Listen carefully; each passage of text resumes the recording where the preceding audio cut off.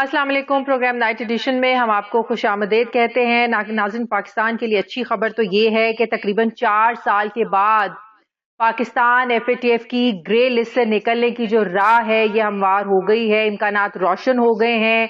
Grey list से निकलने के इस हवाले से तमाम जो ज़रूरी निकात थे उन पर अमल दरामद कर लिया है, लेकिन अभी FATF की टीम ने अक्टूबर में पाकिस्तान आना है कि जो एक्शन प्लान की जो तफसीलात थी उन पर अमल दरामद का उन्होंने जायजा लेना है। उसके बाद बाकायदा ये ऐलान किया जाएगा कि पाकिस्तान को फैटफ की ग्रे लिस्ट से निकाल दिया गया है। नाज़रीन, ये तो एक हकीकत है कि पाकिस्तान की खारजा पॉलिसी में, पाकिस्तान की मईशत के हवाले से ये बहुत अहम एक पेशरफ्त है, क्योंकि हम सब जानते हैं कि भारत मुसलसल ये लॉबिंग करता रहा है कि पाकिस्तान को ब्लैक लिस्ट में डलवाया जाए। जहां भारत एक तरफ ये कोशिशें कर रहा था, तो वहीं दूसरी तरफ पाकिस्तान के जो दोस्त ममालिक हैं उन्होंने ये बहुत कोशिश की, जिसमें चाइना सर फहरिस्त है कि पाकिस्तान को ग्रे लिस्ट से निकाला जाए। अब सफारती जरा ये बताते हैं कि मनी लॉन्ड्रिंग, टेरर फाइनेंसिंग के हवाले से और मुख्तलिफ जो केसेस थे उनके हवाले से जो मंतकी अंजाम पाकिस्तान ने इन केसेस को पहुंचाया है, ये एक बहुत बड़ी पेशरफ्त है, जिसके बाद फैटफ ने ये फैसला किया कि पाकिस्तान को ग्रे लिस्ट से निकाला जाए। लेकिन उससे पहले आप लोगों के साथ ये शेयर करना, ये डिटेल्स बताना जरूरी है कि पाकिस्तान को पहली बार फैटफ की ग्रे लिस्ट में 2008 में इस फहरिस्त में शामिल किया गया था। फिर 2 साल के बाद 2010 में पाकिस्तान का नाम निकाला गया और फिर 2012 में एक बार फिर से पाकिस्तान का नाम ग्रे लिस्ट में डाला गया और फिर मुस्लिम लीग नून की हुकूमत में, जो वो आज भी क्लेम करते हैं कि 2015 में उनकी हुकूमत थी, तब पाकिस्तान को ग्रे लिस्ट से निकाला गया। फिर 2018 में एक बार फिर से पाकिस्तान को ग्रे लिस्ट में निकाला गया और ये अब तक का सबसे लंबा अरसा है। 2018 से लेकर 2022 तक 4 सालों के बाद ये इम्कानात रोशन हुए हैं कि पाकिस्तान को फैटफ की ग्रे लिस्ट से निकाला जाए। लेकिन अब एक अजीब सी एक क्रेडिट लेने की दौड़ शुरू हो गई है। मुस्लिम लीग नून कहती है कि ये हमारे इक़दामात की वजह से हुआ है, जबकि तहरीक इंसाफ कहती है कि जो हमारा दौरे हुकूमत था पिछले 3.5 पौने 4 सालों का, उसमें जो हमने इक़दामात किए हैं ये उसी का नतीजा है कि आज पाकिस्तान ग्रे लिस्ट से निकाला जा रहा है।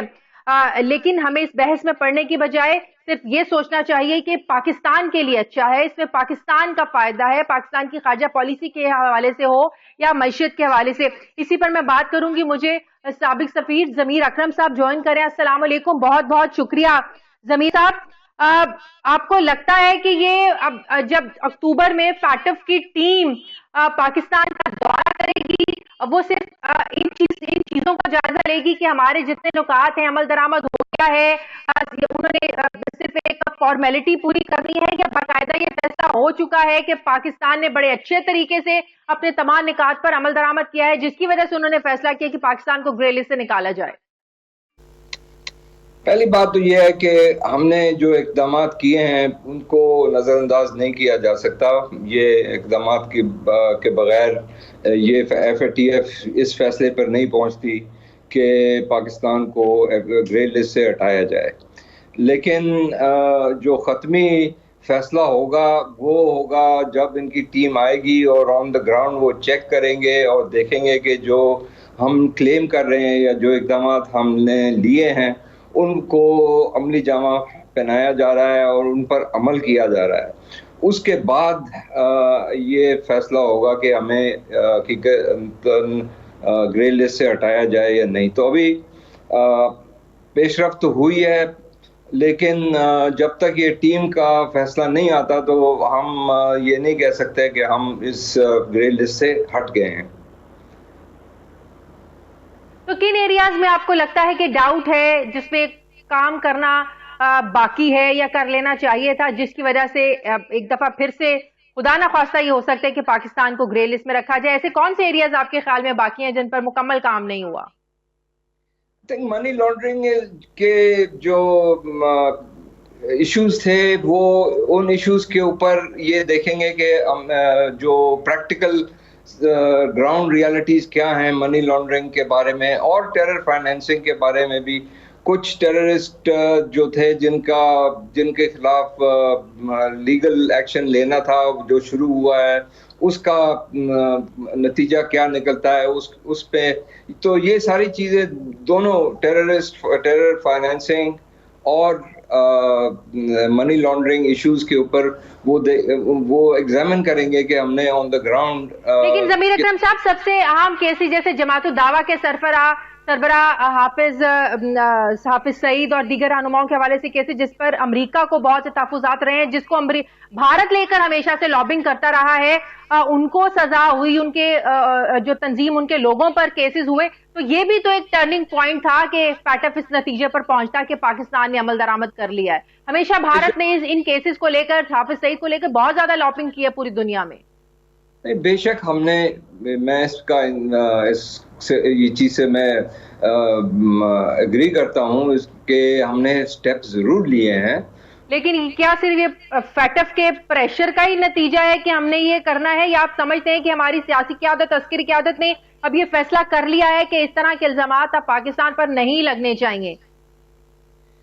یہ تو بہت ضروری بات ہے کہ ہمیں جو بھی ہماری قیادت ہے, سیاسی قیادت ہے یا عسکری قیادت ہے, ان کو یہ پالیسیز کنٹینیو کرنے کی ضرورت ہے, بیکاز ہمیں دوسری طرف سے بھی مسائل ہیں, معاشی مسائل ہیں, IMF کی طرف سے مسائل ہیں. اور یہ بھی یاد رکھیں کہ پچھلے کچھ دنوں پہلے UN سیکورٹی کونسل کی جو کاؤنٹر ٹیررزم کمیٹی ہے, اس میں بھی ہندوستان اور امریکہ نے پھر کوشش کی تھی کہ پاکستان کے کوئی گروپس کو لسٹ کیا جائے, اور اس پہ چین نے ہماری پھر مدد کی ادھر بھی. تو یہ ایک سلسلہ چلتا رہے گا, اور اس کے اوپر ہمیں اپنے جو اقدامات ہیں ان کو کنٹینیو کرنا ہوگا اور ان کو پرسو کرتے رہنا ہوگا. اس پر کوئی لیٹ ڈاؤن یا کم ڈاؤن نہیں ہونی چاہیے. اور طالبان کے ساتھ جو مذاکرات کا ایک سلسلہ پھر سے شروع ہو رہا ہے, کہا جا رہا ہے کہ پس پردہ جو ہے یہ سب بات چیت چل رہی ہے, اس کا کوئی ایفیکٹ پڑے گا نیگیٹو؟ نہیں, مجھے نہیں لگتا کہ اس کا کوئی نیگیٹو اثر ہونا چاہیے, کیونکہ ہماری کوشش تو یہ ہے کہ طالبان کے ساتھ جو مذاکرات ہو رہے ہیں اس سے جو دہشت گردی پاکستان میں ہو رہی ہے اس کو ختم کیا جائے. اور میں نے کنڈیشنز تو نہیں دیکھیں کہ کس کنڈیشنز پر ہم ان کے ساتھ کچھ معاہدہ, ابھی بھی معاہدہ کوئی ہوا نہیں, صرف سیز فائر کا ایک ٹیمپرری ایک معاہدہ ہے. لیکن اس میں دیکھنا ہوگا کہ ہم جو لوگ دہشت گردی میں ملوث تھے, جنہوں نے دہشت گردی پھیلائی تھی پاکستان میں, ان کے خلاف کیا اقدامات ہم لیتے ہیں. اگر ہم ان کو کھلی چھٹی دے دیتے ہیں تو پھر اس کا اثر ہوگا نہ صرف FATF جیسی چیزوں پہ, لیکن ہماری اپنی نیشنل سیکیورٹی پر, انٹرنل سیکیورٹی پر اس کا برا اثر ہوگا. صحیح. ناظرین, مجھے یہاں پر ایک بریک لینی ہے, واپس آتے ہیں چھوٹے سے وقفے کے بعد.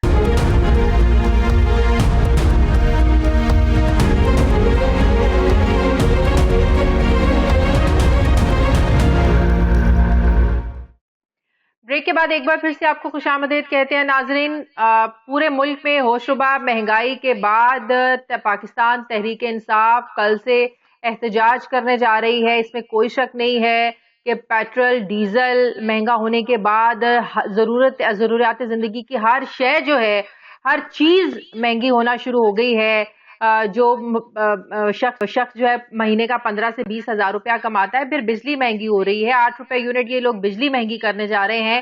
تو ایسے میں پاکستان تحریک انصاف اس سچویشن کا بھرپور فائدہ اٹھانے جا رہی ہے, اور اس حکومت کے خلاف, موجودہ حکومت کے خلاف, جنہیں وہ امپورٹڈ حکومت کہتے ہیں, ان کے خلاف عوام کو سڑکوں پر لانے کا ارادہ کیا, اور کل سے یہ احتجاج کرنے جا رہے ہیں. پاکستان پیپلز پارٹی کے سینئر رہنما ہے, ماہر قانون ہے لطیف کھوسہ صاحب, وہ مجھے جوائن کر رہے ہیں. السلام علیکم, بہت بہت شکریہ کھوسہ صاحب آپ کا. کھوسہ صاحب, کل جب آپ لوگ اپوزیشن میں تھے اور تحریک انصاف حکومت میں تھی, آپ لوگوں نے مہنگائی مارچ بھی کیا, آپ لوگ اس چیز کو عوام میں ظاہر کیش کروانے کی کوشش بھی کرتے تھے. آج آپ سمجھتے ہیں کہ تحریک انصاف جب لوگوں کو مہنگائی کے خلاف باہر نکال رہی ہے تو یہ جسٹیفائیڈ ہے سر؟ بسم اللہ الرحمن الرحیم. پہلے تو آپ کو بہت بہت سلام. اور جہاں تک جسٹیفائبل کی بات ہے, دیکھیں وائبرنٹ سوسائٹی ہے, ایک جاندار ملک ہے پاکستان. ایک ہمارا 70% آلموسٹ 70% 35 سال سے کم عمر کی ہماری ہیومن ریسورس ہے, بہت وائبرنٹ, بہت یوتھفل, بہت انرجیٹک. بہت پیٹریوٹک یا خوشی کی بات ہے. دیکھیں جاندار قوم ہے, میں تو اس کو کبھی بھی نیگیٹو نہیں دیکھتا ہوں, اچھی بات ہے اپنے حق کے لیے جو ہے بالکل. اگر وہ آئے ہیں تو مجھے بھی تکلیف ہوتی ہے, مہنگائی کیوں کر اتنی ہو رہی ہے, لیکن میرے خیال میں ذرا آپ ہی اپنی اداؤں پہ ذرا غور کریں. ہم اگر عرض کریں گے تو شکایت ہوگی. ذرا خود اپنے گریبان میں جھانک کر محترم عمران خان صاحب اور ماشاءاللہ ان کے جتنے بھی اسپوکس پرسن ہیں یا جتنے بھی ان کی قیادت ہے اور فرنٹ لائنرز ہیں, ذرا وہ خود بھی ذرا اپنے تئیں سوچ لیں کہ یہ کس کی کارکردگی کی وجہ سے آج ہم اس نہج پر پہنچے ہیں. ہم جب پہلے دن یہ آئے تھے, ہم سلیکٹڈ کہنے کے باوجود, ایک تو میں آنیسٹلی و فرینکلی کہوں یہ سلیکٹڈ امپورٹڈ, خدا را یہ لفظوں کو بند کر دیں یہ کہنا. دیکھیں ہم بھی عدم اعتماد کر کے آئینی طریقے سے آئے ہیں, کسی امپورٹڈ والی بات نہیں ہے. ان کے بارے میں ہمیں تحفظات تھے, لیکن ہم نے کوئی غیر آئینی طریقہ استعمال نہیں کیا ان کو جو ہے رخصت کرنے کے لیے. تو اس لیے ایک تو پہلے مجھے یہ کہتے ہیں جس طرح یہ غیر آئینی تھا, سندھ ہاؤس میں لوگوں کو رکھا, لوگوں کو پیسے دیے, آپ لوگوں نے, یہ تو غیر آئینی طریقہ ہے. وہ کہتے ہیں یہ آئین میں کہاں لکھا ہے کہ آپ ایک پارٹی کے لوگوں کو اپنے صوبے کا جو ہاؤس ہے سندھ ہاؤس وہاں پر آپ چھپا کے رکھیں. یہ وہ کہتے ہیں کہاں جو ہے نا وہ آئینی ہے. ٹھیک ہے عدم اعتماد آئینی ہے جی, لیکن عدم اعتماد لانے کے لیے جو آپ نے طریقہ استعمال کیا وہ غلط تھا. اچھا ایک بات تو دیکھیں کہ ان میں سے کسی کا ووٹ سے یہ نیگیٹو نہیں پڑا, نہ یہ ان کے ووٹوں کے توسط سے یہ گئے ہیں. ایک بات. دوسری چھپانے کی کیا بات ہے, وہ تو آج بھی اسمبلی میں بیٹھے ہوئے ہیں. لیکن پنجاب میں جن لوگوں کے ووٹ کینسل ہوئے وہ حمزہ شہباز تو انہی ووٹوں سے آج بھی وزیر اعلیٰ بنے بیٹھے ہیں. ناخوسا صاحب آپ تو ماہر قانون ہیں, آپ تو بہتر طور پہ یہ بتا بھی سکتے ہیں, ایکسپلین بھی کر سکتے ہیں.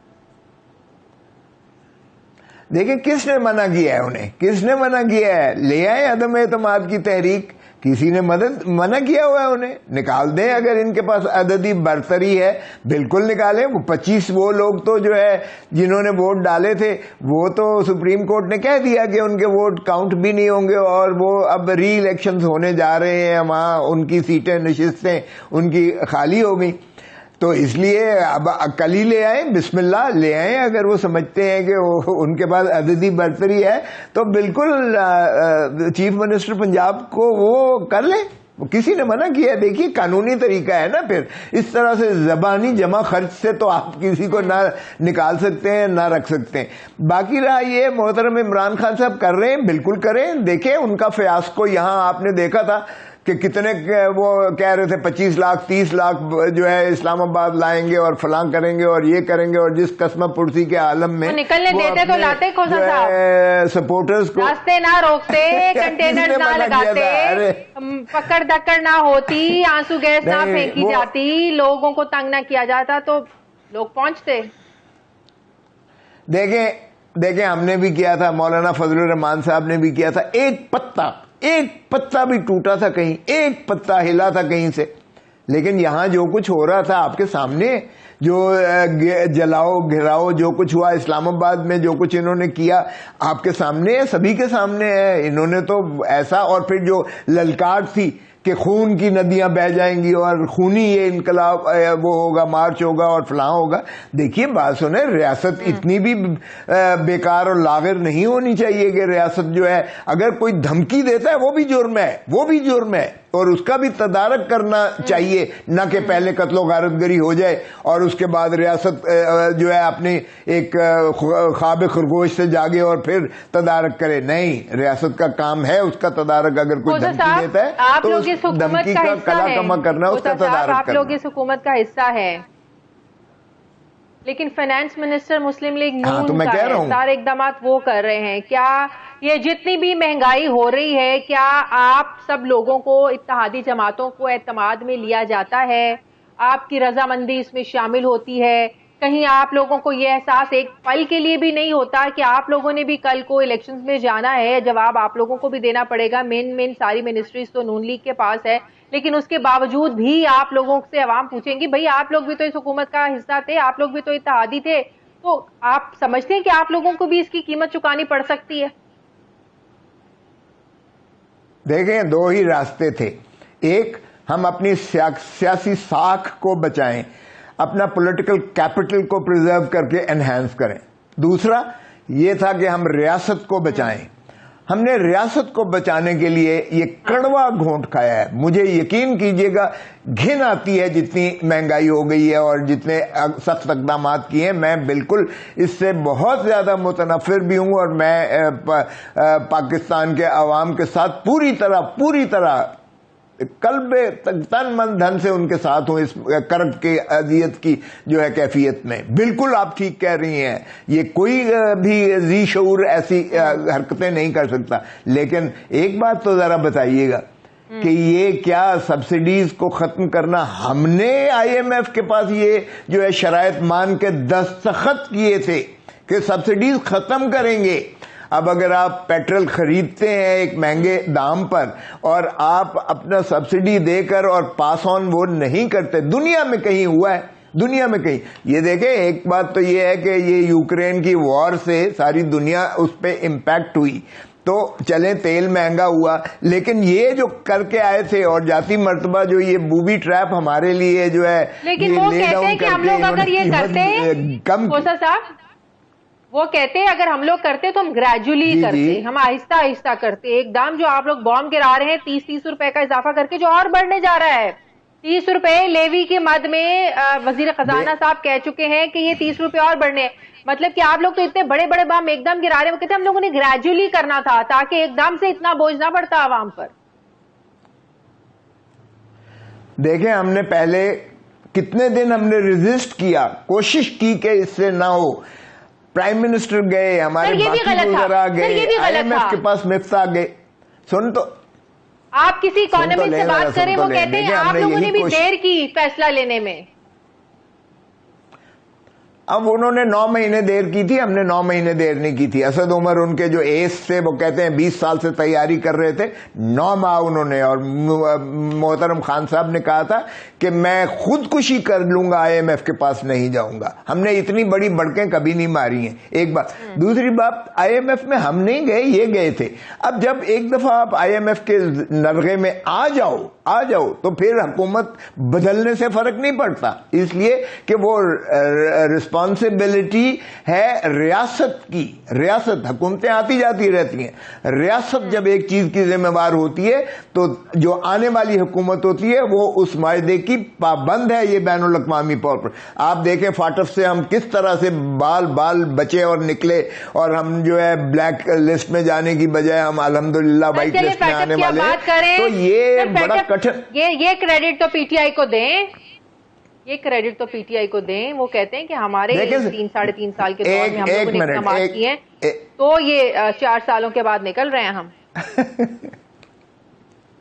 اللہ کا واسطہ ہے، کریڈٹ بالکل ان کو دیں جن کا کریڈٹ ہے۔ آپ کو پتا ہے کور ایک بنی ہوئی تھی جو آپ کی عسکری قیادت نے بنائی ہوئی تھی اپنے اس میں جو ہے، اور انہوں نے ہر محکمے کو جو ہے اپنا انہوں نے بتایا کہ کیا کیا کرنا۔ دیکھیں، سب سے بڑا کریڈٹ ان کو ہے، یقینی بات ہے۔ اور آپ کو بھی علم ہے کہ جب بھی جاتے تھے تو ہمارے عسکری جو ہے قیادت کے لوگ ہی باہر جاتے تھے، اور پیسہ تب ملتا تھا، عمران خان کو بعد میں وہ بھیجتے تھے۔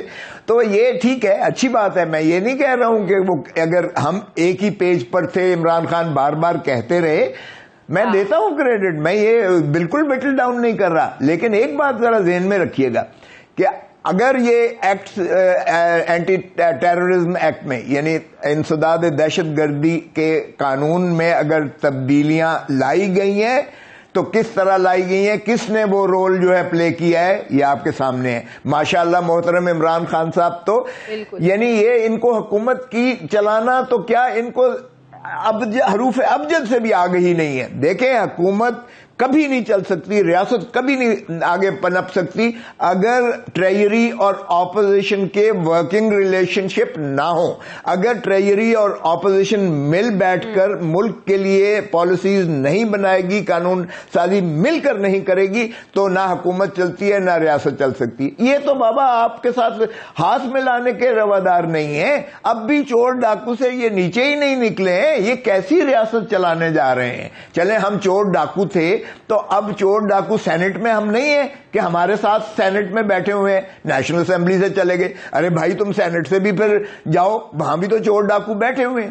پھر اگر تمہیں زیادہ ہی شوق ہے الیکشن کروانے کا تو کے پی کے کی کیوں نہیں تم شروعات کرتے؟ بسم اللہ کرو, کے پی کو ڈیزالو کرو, وہاں الیکشن کا اناؤنس کرو, سارے ملک پر پریشر آئے گا اگر تم مخلص ہو, ریاست کے ساتھ سیاست کھیلنا بند کر دیں. دیکھیں ہم نے پہلے دن کہا تھا آئیے میثاق کے معیشت کریں, ہم نے پہلے دن. کیا اٹل فیصلہ ہے جی؟ کیا یہ فیصلہ ہو چکا سر؟ کس چیز کا اٹل فیصلہ ہے ہمارا؟ یہ فیصلہ ہو چکا کہ مدت پوری کرنی آپ لوگوں نے, کیونکہ ظاہر ہے بجٹ بھی پیش ہو گیا ہے, جو ضروری قانون سازی آپ لوگوں نے کرنی تھی سر وہ بھی ہو چکی ہے. اب اس کے باوجود بھی آپ لوگ ٹائم پورا کرنا چاہتے ہیں. جو مین مقصد تھا آپ لوگوں کا حکومت میں آنے کا سر وہ تو پورا ہو گیا.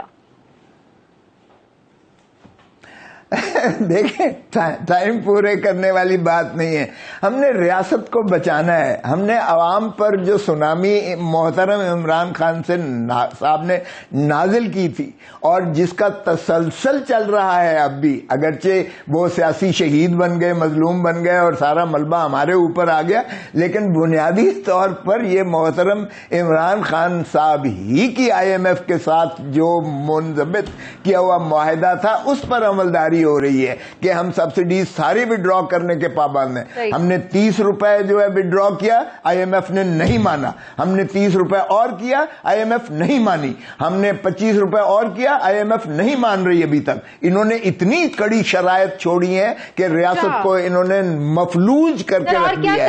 جی بالکل مفلوج کر کے رکھ دیا ہے. یہ مجھے شرائط اب دیکھیں نا, وہ تو کہتے ہیں یہ پینشنر سے اور یہ جو آپ نے تنخواہ داروں پر جو ہے سب یہ چھوٹ دی ہے 15% اس کی, اور وہ بھی ختم کریں. اور انہوں نے جتنی ہم نے مراعات بجٹ میں دی ہیں وہ چاہتے ہیں وہ بھی جو ہے آپ ڈرا کریں. ہم نے سلیکٹڈ قسم کے جو ہے ٹارگیٹنگ کی تاکہ غریب عوام کو جو ہے ہم اتنی سہولت دے سکیں. وہ دیکھیں اس بات پہ بھی معترض ہیں. اور یہ محترم عمران خان صاحب ہی کا مندرج شدہ بات سن لیں سر, اس کا مطلب یہ ہوا کہ بجٹ تو آپ لوگوں نے دے دیا, لیکن ابھی بجٹ کے اعداد و شمار بدلیں گے. آئی ایم ایف جب اس پر راضی ہوگا, اس میں رد و بدل ہوگا, نئے نمبر شامل ہوں گے, آپ لوگوں نے جو مراد دی ہیں وہ واپس لیں گے. مطلب کہ ابھی ایک بجٹ کی فائنل شکل واپس آنی ہے. فائنل شکل ابھی آپ لوگوں نے لوگوں کے سامنے لے کر آنی ہے, آئی ایم ایف سے رضامندی کے بعد, ان کو راضی کرنے کے بعد. سر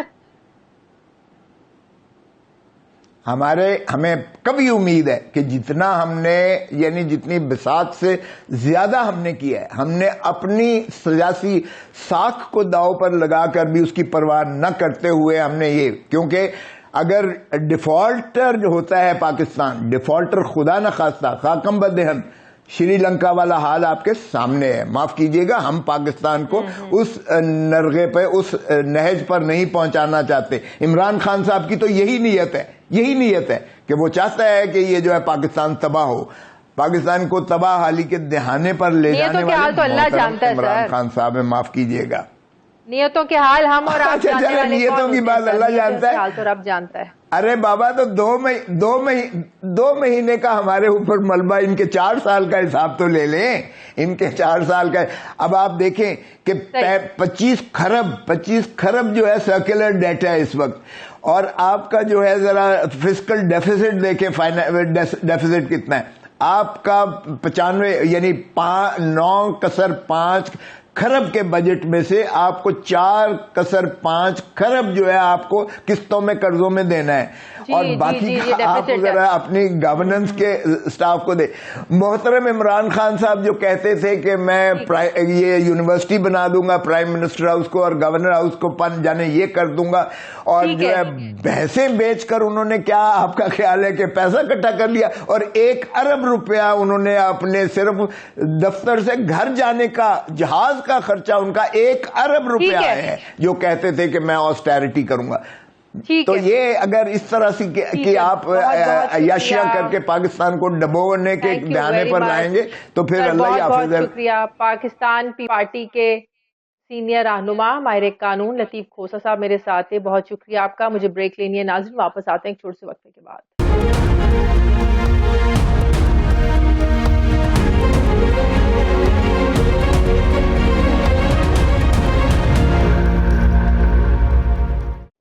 بریک کے بعد ایک بار پھر سے آپ کو خوش آمدید کہتے ہیں. فواد چودھری صاحب مجھے جوائن کریں. السلام علیکم. بہت بہت شکریہ فواد صاحب آپ کا. فواد سب سے پہلے تو یہ بتائیے گا, جب آپ کے دور میں اپوزیشن مہنگائی کی بات کرتی تھی, آپ کو پتا انہوں نے مہنگائی مارچ بھی کیا, تو یہ عذر پیش کیے جاتے تھے پاکستان تحریک انصاف کی طرف سے کہ مہنگائی ایک عالمی مسئلہ ہے, اگر باہر عالمی منڈی میں پیٹرول مہنگا ہے تو ہم تو سستا نہیں بیچ سکتے. اس کے باوجود آپ لوگوں نے 10 روپے کی تو سبسڈی دی, اس کے بھی نیگیٹو پوائنٹس اپنے ہیں, پازیٹو پوائنٹس اپنے ہیں, لیکن کیا آپ لوگ سمجھتے ہیں کہ آج پوری دنیا میں جو مہنگائی کی صورتحال ہے, آپ لوگوں کا کل جو احتجاج کرنے جا رہے ہیں, یہ جسٹیفائڈ ہے فواد؟ دیکھو پوری دنیا میں مہنگائی کی صورتحال ایسی کہاں ہے جہاں پہ جیسی پاکستان میں کر دی ہے. ہندوستان نے ابھی اپنی تیل کی قیمت میں کمی کی ہے, اسی طرح سے بنگلہ دیش ہے, سری لنکا ہے, ایک کمپیریزن ہوتا ہے ریجنل ملکوں سے. آپ مجھے بتاؤ اس وقت 25% کے قریب انفلیشن چل رہی ہے پاکستان میں, اور کس ریجنل ملک میں اتنی چل رہی ہے؟ انہوں نے تو ایک پاکستان کے اندر ایک پورا آخری قضا بھی نازل کر دیا ہے 60 دن میں. فارن ریزرو ہمارے جو ہیں وہ انہوں نے فارغ کر دیے ہیں. انہوں نے آ کے ہمارا جو ایندھن کے اوپر, انرجی کے اوپر جو ساری سبسڈیز تھی وہ ختم کر دی, وہ مڈل کلاس کی بالکل کمر توڑ کے رکھ دی ہے. ہاؤس ہولڈ جو ہمارا خرچہ ہے اس میں 35% اضافہ کر دیا ہے 60-70 دنوں میں. یہ کیسے افورڈیبل ہے؟ کوئی عقل, کوئی تھوڑا بہت کمپیریزن ہوتا ہے. بجلی اور مہنگی ہو رہی ہے, بجلی اور مہنگی ہو رہی ہے, بجلی اور مہنگی ہو رہی ہے. اتنا اوپر سے امپورٹڈ, انہوں نے خود ہی امپورٹڈ جو فیول تھا اس کے اوپر آ کے پلانٹس لگائے تھے. اب وہ مہنگا ہو گیا ہے, اب ان کو سمجھ نہیں آ رہی ہم نے کرنا کیا ہے. روس کے ساتھ جو معاہدہ ہم کرنے جا رہے تھے وہ انہوں نے اسکریپ کر دیا. تو اب سستا ایندھن. اچھا, جب آپ لوگ یہ بات کرتے ہیں نا فواد کہ ہم رشیا کے ساتھ معاہدہ کرنے جا رہے تھے, تو یہ لوگ کہتے ہیں کہ اگر آپ لوگوں نے رشیا کے ساتھ کوئی ڈاکومنٹڈ کوئی چیز کی ہے, کوئی آپ لوگ کے پاس کوئی پیپرز ہیں, آپ ہمیں دیں, ہم اس کو آگے کوئی لانچ کرتے ہیں, ہم آگے لے کے چلتے ہیں اس کو. تو یہ تو پہلے کہا تھا اس نے مستہ نے کہ کوئی ایسا نہیں ہے. پھر جب حماد اظہر نے شیئر کر دیا ٹویٹر کے اوپر تو CNN سے انٹرویو میں یہ مان گئے کہ جی بالکل یہ ہے. لیکن پھر 50 دن سوئے رہے. 50 دن میں انڈیا نے ان سے ڈیل کر لی, یورپ نے ان سے کر لی, سری لنکا نے کر لی. نہیں کر سکے تو یہ نہیں کر سکتے. تو اگر آپ لوگ ہوتے, امریکہ کا پریشر ہوتا, آپ لوگ تو یہ کہہ رہے ہیں نا کہ امریکہ کے پریشر کی وجہ سے یہ لوگ نہیں کر رہے ہیں, آلدو انڈیا نے تو کر لیا. تو امریکہ اس وقت آپ کو پتا ہے IMF کے پیسوں کی ہمیں ضرورت ہے, ہمارے جو ریزرو ہیں وہ کتنے کم رہ گئے ہیں, پیسے کی ہمیں ضرورت ہے, ہمارے کسی دوست ملک سے ابھی تک ہمیں کوئی پیسہ مل نہیں رہا ہے. تو اگر امریکہ, آپ کو پتا ہے کہ IMF پر امریکہ کا کتنا زیادہ پریشر ہے, امریکہ کا انفلوئنس کتنا ہے IMF پر, تو آپ لوگ بھی امریکہ کی بات مانتے یا نہ مانتے رشیا سے تیل لینے کے حوالے سے؟ دیکھو یہ تو ایک بنیادی جھگڑا ہے نا پاکستان میں. ہمارا نقطہ نظر یہ ہے کہ امریکہ سے ہم بہت اچھے تعلقات چاہتے ہیں, لیکن یہ نہیں ہم ماننے کو تیار امریکہ کے کہ آپ ہمیں بتائیں کہ ہم نے کس کس ملک سے تعلقات رکھنے ہیں, کیونکہ امریکہ ہم سے پوچھ کے تو نہیں نا تعلقات. فار ایگزامپل جب ہندوستان کے ساتھ کہ جناب آپ کے ہم اسٹریٹجک پارٹنرز ہیں تو آپ ہندوستان کے ساتھ تعلقات محدود کریں, تو امریکہ کہتا ہے نہیں جی ان کے ساتھ ہمارا اپنا تعلق ہے, آپ کے ساتھ ہمارا اپنا تعلق ہے. ہم بھی امریکہ کو یہی کہتے ہیں کہ جی آپ کے ساتھ ہمارا اپنا تعلق ہے, روس کے ساتھ ہمارا اپنا تعلق ہے.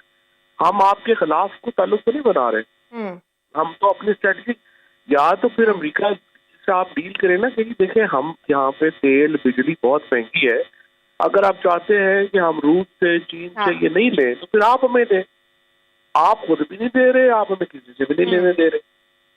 یہ ایک بنیادی جھگڑا ہے پاکستان میں. اور اس طرح سے جب ایک آپ اس طرح کی لیڈرشپ لاتے ہیں, آپ نواز شریف ہے, شہباز شریف ہیں, زرداری ہیں, ان کا پرابلم یہ ہے ان کی ساری جائیدادیں امریکہ یوکے میں ہیں. ان کو آ کے جب وہ کہتے ہیں کہ یہ نہیں کرنا تو آگے سے جواب سوال ہی نہیں کرتے. عمران خان کا جو اصل ایڈوانٹیج ہے پاکستان کو وہ یہی ہے نا کہ اس کی کون سی جائیدادیں ہیں یا کون سا کوئی جو ہے وہ جو ہوگا وہ کہیں گے کہ یہ ہے, ہم ان سے بھی تعلق رکھنا, آپ سے بھی تعلق رکھنا ہے. تو جو فلائبلٹی ہے وہ عمران, یہ لوگ تو کریڈٹ لے رہے ہیں کہ فیٹف سے ہمارا جو نام نکل رہا ہے گرے لسٹ سے, وہ تو ہماری وجہ سے نکل رہا ہے. یہ تو اس چیز کا بھی کریڈٹ لے رہے ہیں فواد. وہ تو دیکھنا بچوں والی بات ہے نا, جیسے ہماری وجہ سے نکل رہی ہے تو ایسے ہی ہے کہ بچہ جو ہے وہ ایگزام دے کے آ گیا ہے اور جو ہے وہ کوئی جا کے وہ پرچہ واپس لے آئے, تو کیا ہم بچے کا کریڈٹ واپس نہیں لیں گے؟ یہ جو سارا کریڈٹ ہے یہ ظاہر پی ٹی آئی کا ہے، کسی بچے کو بھی پتا ہوگا کہ یہ سارا کیسے ہو. ہاں انہوں نے fact of P T I plus آپ کی عسکری قیادت کا فواد، یہ تو مانتے ہیں نا آپ؟ صرف پی ٹی آئی کا نہیں، عسکری قیادت کو بھی تو کریڈٹ دینا آپ. میں عسکری قیادت تو حصہ ہوتی ہے نا حکومت کا. ہر حکومت ایسی وفاقی حکومت جو ہوتی ہے وہ اداروں پہ کام کرتی ہے نا، ادارے کو علیحدہ ملک تھوڑی ہے. وہ تو ان کا کام ہے. جس طرح سے کرونا میں این سی او سی بنی تھی، اسی طرح سے جو اپنا جب ہمارے پہ ٹڈی دل کا حملہ ہوا تھا، تو وہ تو فوج نے جس طرح سے فوج ایک ادارہ ہے جو یہ کام کرتا ہے، اسی طرح سے پھر پروونشل گورنمنٹ کے اپنے ادارے تھے، انہوں نے اپنے کام کیے. اسی طریقے سے جو ہماری انٹیریئر منسٹری تھی، آئی پی تھی، ان کے اپنے کام تھے. وہ تو ایک پوری وفاقی حکومت کا ایک پورا آپ سمجھیے کہ انفراسٹرکچر ہے، اور فوج وفاقی حکومت کا حصہ ہے جس میں وہ کام سر انجام دے رہے ہیں. صحیح. فواد، کل سے جو آپ لوگ احتجاج کرنے جا رہے ہیں، مہنگائی مارچ کرنے جا رہے ہیں اس مہنگائی کے خلاف، موجودہ حکومت کے اقدامات کے خلاف، اس کا آپ کیا امپیکٹ اس کا دیکھ رہے ہیں؟ آپ لوگ کال دیں گے، کل لوگ نکل آئیں گے، گھروں میں واپس چلے جائیں گے، واٹ نیکسٹ؟ لیکن اب ہمارے پاس آپشن جو ہیں وہ یہی ہے نا کہ آپ احتجاج کے لیے لوگ باہر نکلیں.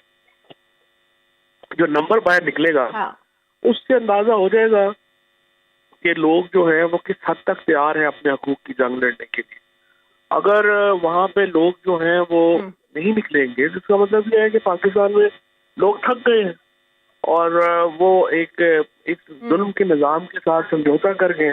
لیکن اگر لوگ نکلیں گے، بڑی تعداد میں نکلیں گے، تو یہ ایک ابتدا ہوگی ایک نئے انقلاب کی. اور پاکستان میں ہم یہ سمجھتے ہیں کہ تو اب اس طرح کے احتجاج پر اتفاق کر لیا ہے، کیونکہ ہمیں تو پتا ہے کہ ایک لانگ مارچ کی تاریخ دینی تھی، ایک بار پھر سے لوگوں کو اسلام آباد کی طرف نکالنا تھا، دھرنا دینا تھا، تب تک بیٹھنا تھا جب تک نئے الیکشن کی ڈیٹ اناؤنس نہیں ہو جاتی.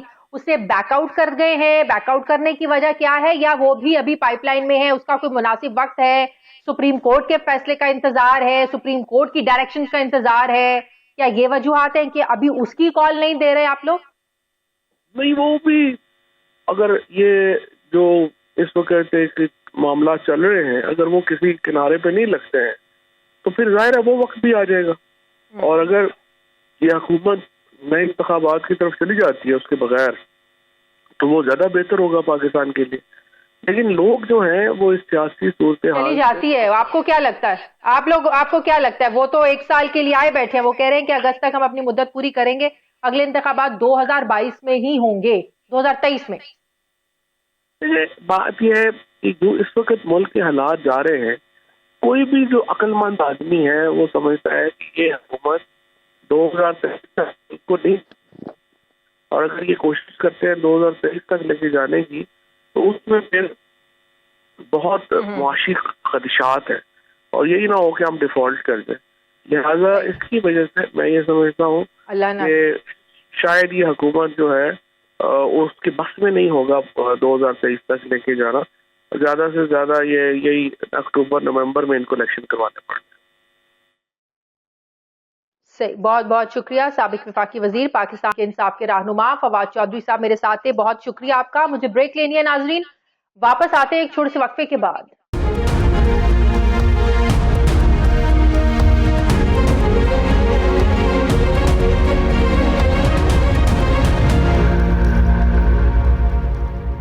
بریک کے بعد ایک بار پھر سے آپ کو خوش آمدید کہتے ہیں. ناظرین، ایک طرف پیٹرول کی قیمتیں بڑھ رہی ہیں تو دوسری طرف بجلی کی قیمتوں میں بھی حکومت اضافہ کر رہی ہے. گزشتہ دنوں بجلی کی فی یونٹ قیمت میں تقریباً 8 روپے کا اضافہ کیا گیا ہے. ایک مرتبہ پھر سی پی پی آئی نے نیپرا کو بجلی کی فی یونٹ قیمت میں اضافہ کرنے کی ایک بار پھر سے درخواست کر دی ہے.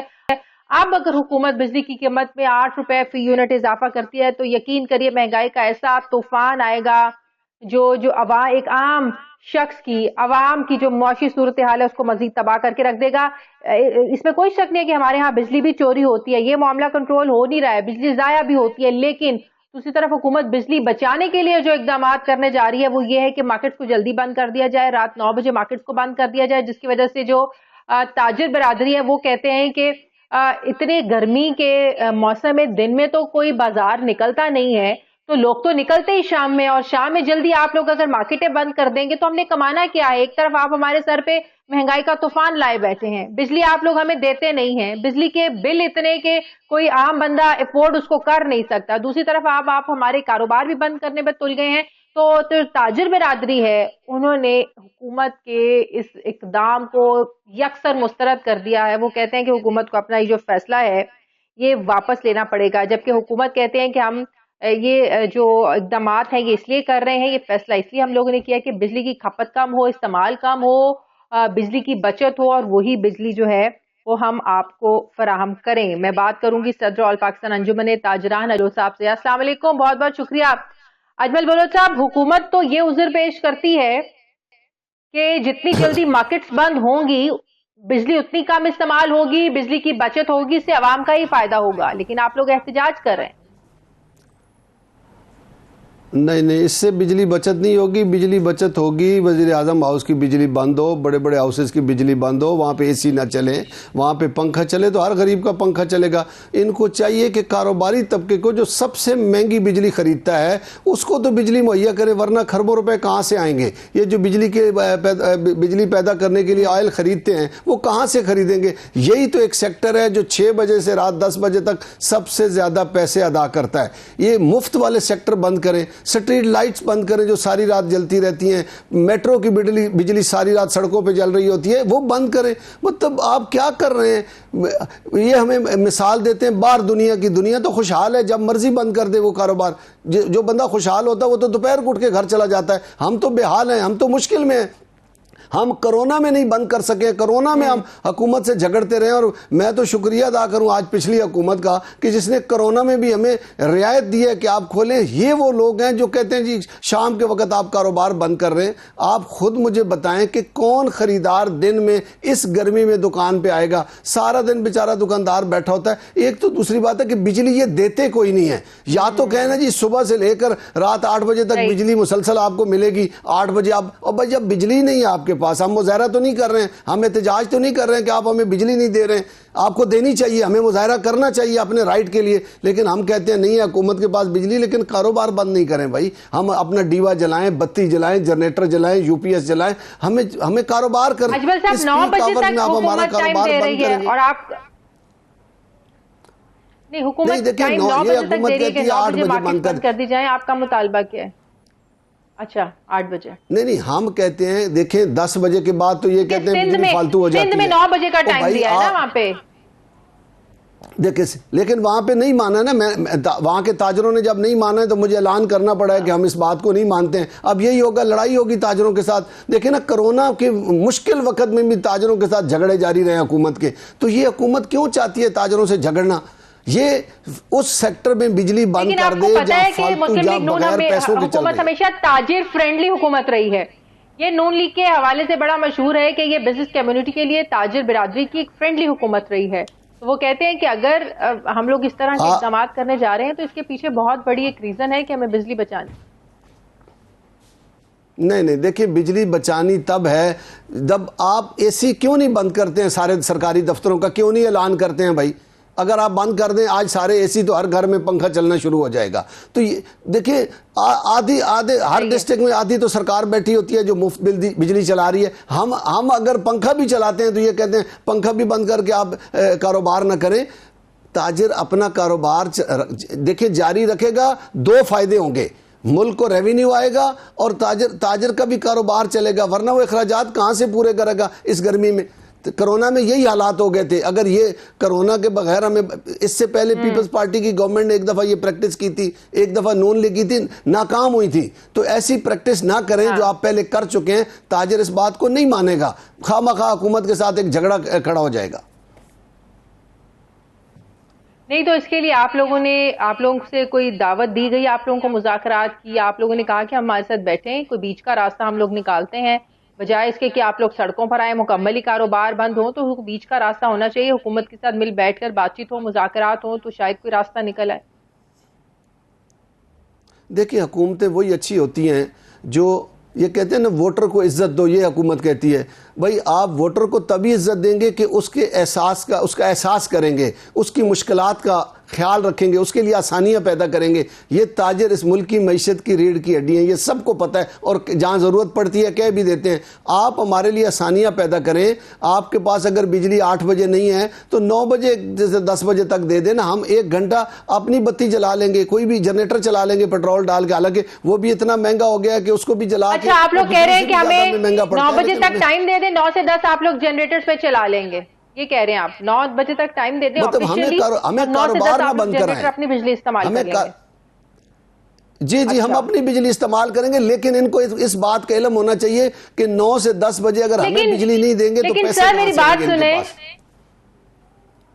سر میری بات سنیں جی. چھوٹا دکاندار تو جنریٹر, جس طریقے سے پیٹرول جتنا مہنگا ہو گیا ہے, ہر دکاندار تو پیٹرول افورڈ نہیں کر سکتا, ہر دکاندار تو جنریٹر افورڈ نہیں کر سکتا. سر یہ تو بڑا بڑا تاجر, بڑی بڑی جن کو بڑا اچھا بزنس چل رہا ہے, وہ بڑے بڑے جنریٹرز افورڈ کر سکتے ہیں. چھوٹا دکاندار تو جنریٹر کے ساتھ اتنا مہنگا پیٹرول کیسے افورڈ کرے گا 1 گھنٹہ؟ دیکھیں چھوٹے دکاندار, ہر دکاندار نے آج کل مشکل حالات میں UPS لگایا تھا. جب پیچھے کسی گورنمنٹ میں نہیں تھی, بجلی نہیں ہوتی تھی, تو اس وقت جب UPS لگا ہوا ہے تو وہ گھنٹہ نکال جاتا ہے, آدھا گھنٹہ, اس کے بعد تاجر از خود گھر چلا جاتا ہے. رات 10 بجے کے بعد تو ان کے پاس بجلی کہتے ہیں ہمارے پاس فالتو ہو جاتی ہے. تو بھئی اگر کوئی دکاندار 12 بجے تک بھی بیٹھنا چاہتا ہے, وہ گھر سے فارغ نہیں ہے کہ وہاں بیٹھا رہے, وہ مجبوراً بیٹھا رہتا ہے. کوئی شوق سے دکانیں نہیں کھولتا ہے, اس نے اخراجات پورے کرنے ہوتے ہیں روزانہ کے. کاش اپنا شہباز شریف صاحب ایک دکان پہ بیٹھے ہوتے اور پھر میں ان سے پوچھتا کہ بجلی بند ہونی چاہیے یا نہیں ہونی چاہیے. حمزہ شہباز صاحب بیٹھے ہوتے ایک دکان پہ شام کو بند کر, پھر پوچھتا بند کر دیں گے یا نہیں, وہ کہتے نہیں نقصان ہوتا ہے. ایک مصیبت یہ ہوتی ہے کہ جو حکومت میں چلا جاتا ہے نا, پھر وہ تاجر دشمن ہو جاتا ہے, حکومت سے باہر نکل کے تاجر دوست ہو جاتا ہے. یہ اس ملک کی بڑی بدقسمتی ہے. تو اگر حکومت اپنا یہ فیصلہ واپس نہیں لیتی تو آپ لوگ کی کیا اسٹریٹجی ہوگی, کیا کریں گے آپ لوگ؟ جی بالکل, دیکھیں ہم مزاحمت کریں گے. ہم نے پچھلی گورنمنٹ کو بھی کہا تھا, آپ کو پتہ ہی ہے, آپ کے ساتھ کئی پروگرام ہوئے کہ کرونا جب انہوں نے عید کے دنوں میں بند ہوا, کتنا جھگڑا ہوا تاجروں کے ساتھ.